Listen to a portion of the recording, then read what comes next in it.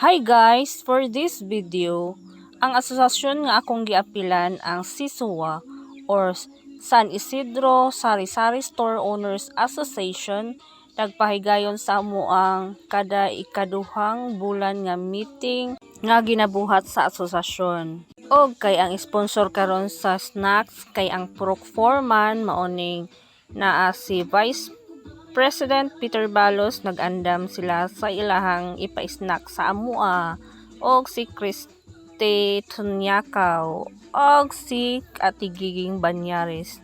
Mao ni sila karon ang sponsor sa among snacks. Kay kada meeting na ami sponsor sa among snacks, puli-puli ming tanan, grupo-grupo. Kada purok. O wa madugay gisugdan na ang amuang meeting. Medical outrage, anti-smoking ordinance. Approved na excuse cigarette moved by Lorna Galo, seconded by Marites Castillo. O, diba? O kay papansin man ta, mag-video-video po ta diri bisag na ay nag-report. Mauday niya ako magwapa, gwapo nga kauban. Okay lang yan, tuloy lang sa laban, unsa daw. Og kay gimagic na nahuman na ang among meeting og nagampo na para sa among snacks.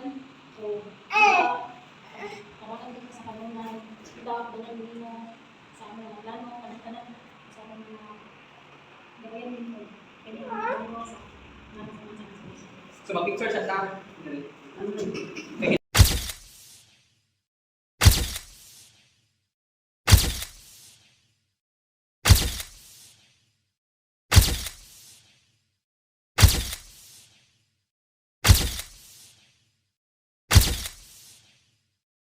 Kainan na ang mga persons. Charot.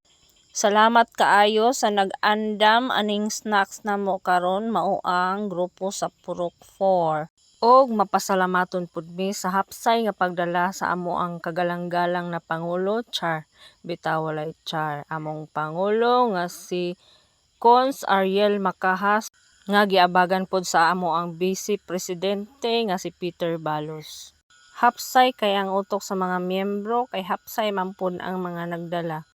Na ang kalinaw sa grupo, kahapsay, panaghiusa, og masinabtanon og mga way libog gyud nga mga miyembro. yummy! Kay libog na daw silang daan. Unsa daw? One for all for one ang tirada sa grupo lagi. Correct! Sa daw. Og kayo man naman ang snacks, aw manghipos na pod, manghinlo diri, mangnilhig, og uban pa. Og maora gud to maing adlaw.